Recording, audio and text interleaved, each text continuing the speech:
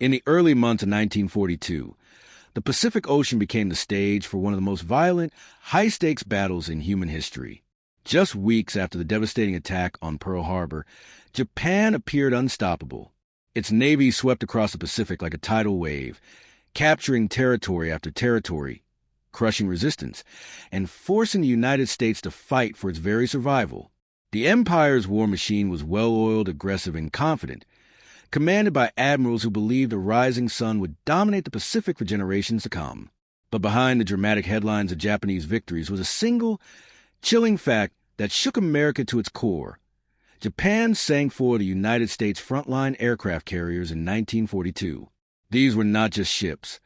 They were floating airfields, powerful symbols of modern warfare, and the backbone of the U.S. Navy's ability to project power across the world's largest ocean. To lose four in 1 year seemed like a fatal blow. For many, it raised a terrifying question. Could the United States really come back from this? At that time, aircraft carriers were still a relatively new concept. Before the war, battleships were seen as the kings of the seas, huge floating fortresses bristling with guns, armored decks, and towering superstructures. But Pearl Harbor changed everything. On that December morning, Japan proved that carriers, not battleships, were the real instruments of naval supremacy. It was carrier-based planes that reduced Pearl Harbor to smoke and ruin. It was carrier-based planes that could strike hundreds of miles away, unseen, unstoppable. The future of naval warfare was airborne, and whoever controlled the skies above the sea would control the oceans themselves. America knew this truth, but in early 1942, it was dangerously unprepared. The United States entered the war with a handful of carriers, many of them aging or experimental. By contrast, Japan's fleet was seasoned battle-ready and filled with crews that had trained relentlessly for years. The Imperial Japanese Navy moved like a predator, fast and lethal. They hunted down America's precious carriers with precision, and one by one, they were struck down. The USS Lexington, the USS Yorktown, the USS Hornet, and the USS Wasp. These ships, each carrying hundreds of planes and thousands of sailors, were destroyed in ferocious battles across the Pacific. The news of their loss echoed across America like funeral bells. To the average citizen reading newspapers in 1942, the war looked grim, perhaps unwinnable. Japan had ripped out America's striking arm. But history is not written only by immediate victories. Sometimes it is written by resilience, by determination, and by the ability to adapt faster than your enemy. Because even as these ships were being sunk in brutal combat, the United States was already preparing an answer that would stun the world. In shipyards stretching from Newport News to Brooklyn, from Philadelphia to the Pacific coast, steel was being forged, rivets hammered, and decks laid out for a new class of aircraft carriers. Bigger, faster, more resilient. Designed not just to replace the ships Japan had destroyed, but to overwhelm them with numbers and sheer industrial might. This was the Essex-Class. The Essex-Class was not born overnight. Plans had been in motion even before the war began. Naval architects had studied the lessons of earlier carriers like Lexington and Yorktown, learning what worked and what could be improved. They envisioned a ship large enough to carry nearly 100 planes, strong enough to survive direct hits, and fast enough to keep up with the fleet. These carriers would be the heart of a new navy, a symbol of America's industrial power married to technological innovation. Yet the decision to go all in on the Essex program was not guaranteed in the early months of the war. The U.S. government faced daunting challenges: how to arm millions of men, how to feed the troops, how to build tanks, planes, guns, and now, on top of everything, how to produce dozens of massive ships that each required thousands of workers and millions of man-hours. To attempt it seemed like madness. To not attempt it would be suicide. And so, America bet everything on its industry. Factories ran 24 hours a day. Women joined the workforce in record numbers, welding steel and assembling engines. Men too old for combat hammer plates, cut metal, and trained shipyard crews. The result was something the world had never seen before, a production miracle so vast that even Japan's admirals, watching from across the Pacific, could not quite believe the scale of it. By the end of the war, 14 Essex-Class carriers had joined the fleet, For carriers may have been sunk in 1942, but America answered with 14 more, each one a floating city bristling with aircraft, ready to bring fire and steel to the enemy. The story of how this transformation happened, how the United States turned devastating losses into overwhelming strength, is one of the most dramatic sagas of World War II. It is a tale of sacrifice, innovation, and the brutal reality of industrial warfare. To truly understand how America shifted the balance, we must return to those dark days of 1942, when the Pacific was burning, the U.S. Navy was bleeding, and Japan believed it had the upper hand. Because what followed was a clash not just of ships and planes, but of two very different visions of war. One based on careful planning and lightning strikes, the other built on the belief that no matter the cost, America's industry could outbuild, outlast, and eventually outfight its enemy. And as we dive deeper into the story, you'll see how those four sunken carriers became not the end of America's fight, but the beginning of its unstoppable rise. The year 1942 was one of the darkest in American naval history. The Pacific had become a graveyard of steel. After the loss of Lexington at the Battle of the Coral Sea, Yorktown and Hornet at Midway and Santa Cruz, and Wasp to a submarine's deadly torpedo, the U.S. Navy was left reeling. Carriers were not easy to replace, and every ship lost meant not only thousands of lives, but also the destruction of years of training, technology, and experience. Japan, at this point, seemed to hold every advantage. Their fleet carriers, Akagi, Kaga, Soryu, and Hiryu, had already proven their worth at Pearl Harbor, and Japan's air crews were the most skilled in the world. Trained through years of brutal exercises in combat in China, these pilots were deadly accurate, and their tactics were finely honed. Every battle carried with it the possibility of another American defeat, another strike against the already fragile balance of power. But what Japan did not fully grasp was the relentless scale of American industry. Each Essex-Class carrier was a colossus, built with the understanding that war was no longer about individual battleships dueling on the horizon. This was about mass production, about building faster than the enemy could destroy, about creating a fleet so large that even losing ships in battle would not cripple the war effort. The Essex-Class displaced over 27,000 tons when fully loaded, more than many battleships of the era. At nearly 900 feet long, each one was essentially a floating airfield, capable of carrying up to 100 planes, fighters, dive bombers, torpedo planes. Their decks were reinforced, their hangars spacious, their elevators faster and more efficient than anything Japan had at the time. Every detail was designed for war.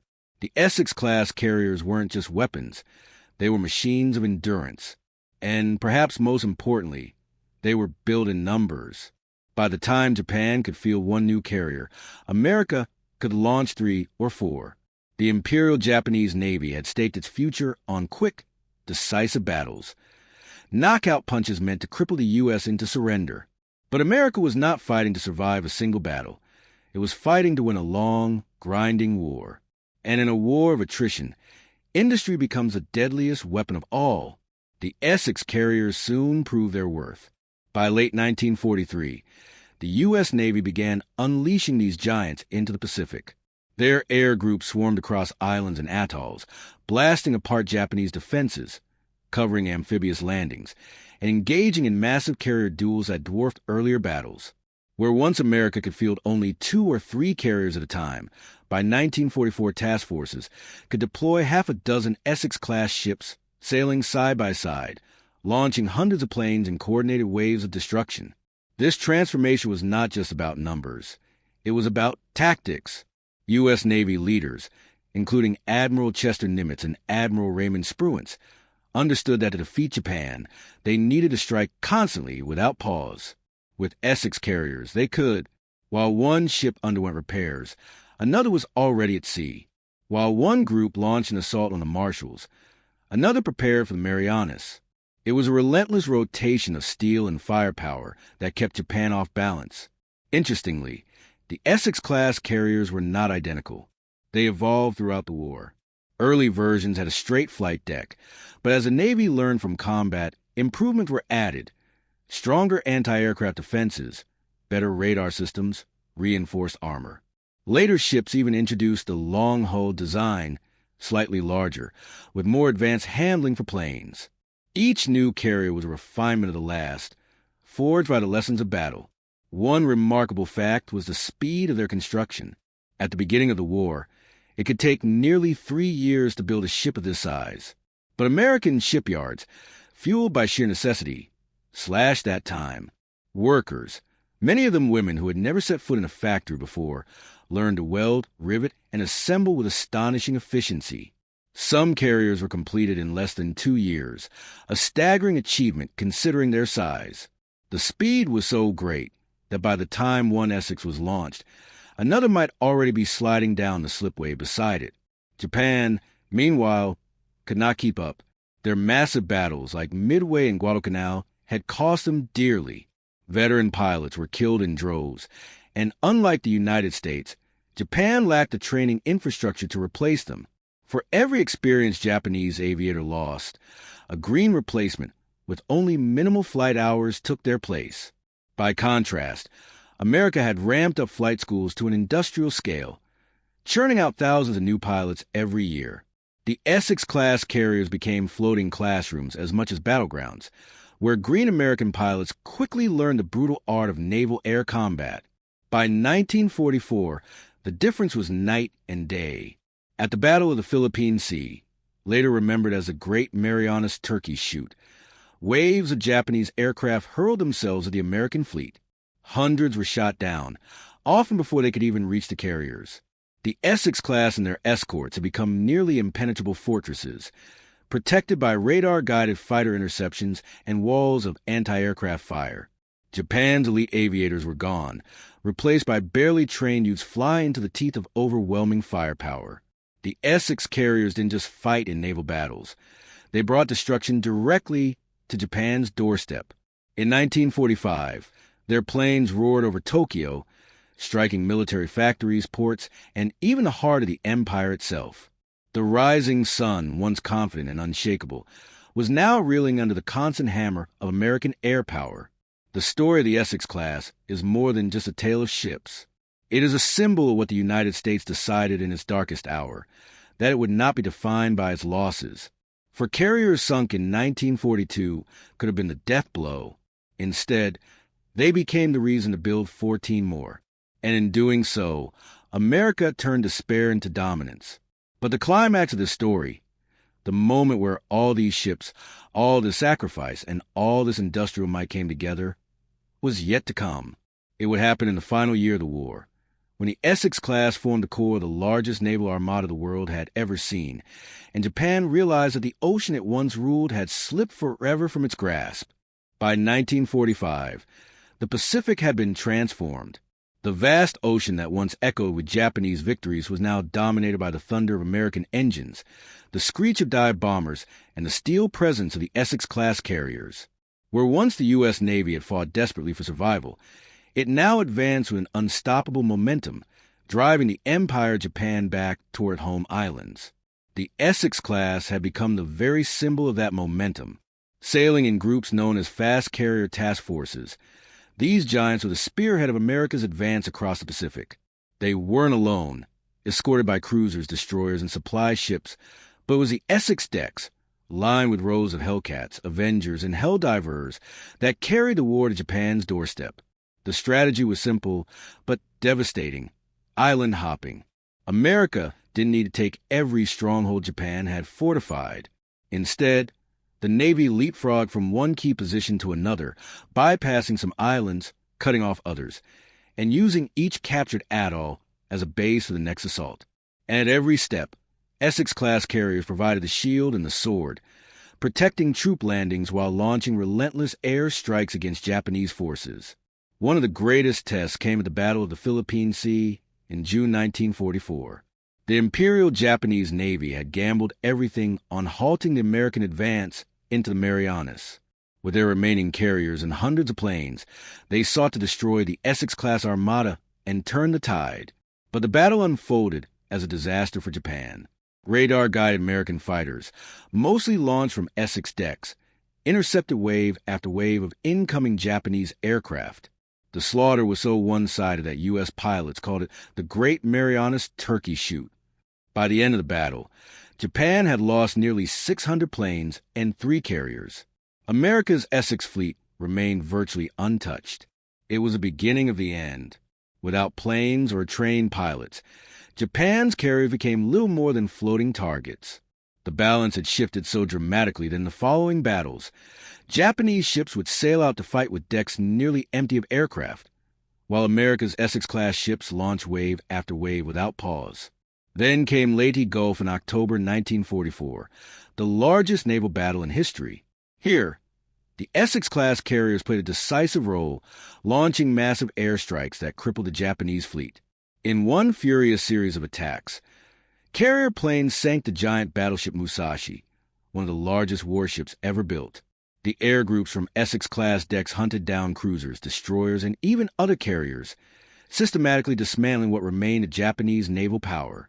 By the end of Leyte, the Imperial Navy was shattered, its ability to wage war at sea effectively destroyed. But the Essex-Class carriers weren't finished. In 1945, they brought the war directly to Japan's home islands. American planes bombed industrial centers, military bases, and supply lines, reducing Japan's capacity to resist. The carriers operated with near impunity, their steel decks launching hundreds of sorties a day. For the first time in centuries, the Japanese homeland was under constant, direct attack. Desperation bred new weapons. Out of dwindling options, Japan unleashed a kamikaze, pilots who turned their aircraft into flying bombs, diving into American ships in suicidal attacks. These missions were terrifying, often striking with little warning and causing catastrophic damage. Even the mighty Essex-Class was not immune. Several carriers were hit, their decks ripped apart by fire and explosions. But here was a critical difference. Unlike the fragile Japanese carriers, the Essex ships were built to survive. Damage control crews fought back the flames, sealed compartments, and restored flight operations in record time. Where a Japanese carrier might sink from a single blow, an Essex-Class often returned to battle within hours or days. This resilience was no accident. American designers had learned from every loss in 1942. They built the Essex with thicker armor, better fire suppression, and redundant systems. These ships were not invincible, but they could take punishment and keep fighting. And in a war of attrition, that made all the difference. As the war ground on, the Essex-Class became almost mythic. Sailors and pilots trusted them, knowing that their floating airfields could deliver overwhelming firepower while enduring savage counterattacks. The psychological impact was immense, on both sides. To American forces, the sight of an Essex on the horizon meant hope and strength. To Japan, it meant the inevitability of defeat. By August 1945, the end had come. Japan's navy was gone, its air force gutted, its cities in ruins. The Essex-Class carriers, once a desperate gamble of American industry, had become the backbone of victory. When the atomic bombs fell on Hiroshima and Nagasaki and Japan finally surrendered, the Essex ships were still at sea, ready for more if needed. They had outlived the empire that once seemed invincible. In total, 24 Essex-Class carriers were completed during the war, though not all were commissioned in time to see combat.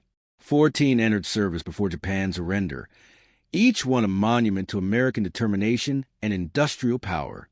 Together, they launched hundreds of thousands of sorties, sank enemy ships, destroyed factories, and paved the way for victory in the Pacific. The irony is striking. Japan's triumph in sinking 4 American carriers in 1942 had been intended as a death blow. Instead, it provoked the creation of something far more deadly, a fleet of carriers so numerous and powerful that they erased Japan's naval supremacy forever.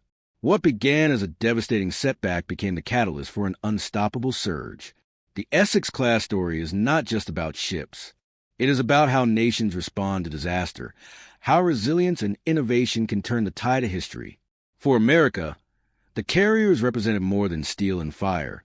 They symbolized a refusal to surrender, the belief that defeat could be turned into opportunity, and the will to fight until victory was certain. And so, when we look back at the Pacific War, we remember the great battles, the daring raids, and the sacrifices of countless men. But we also remember the Essex-Class, the ships that rose from the ashes of early defeat, that carried America from desperation to dominance, and that helped end the most destructive war in human history. The 4 carriers lost in 1942 were not America's end. They were the beginning of its triumph.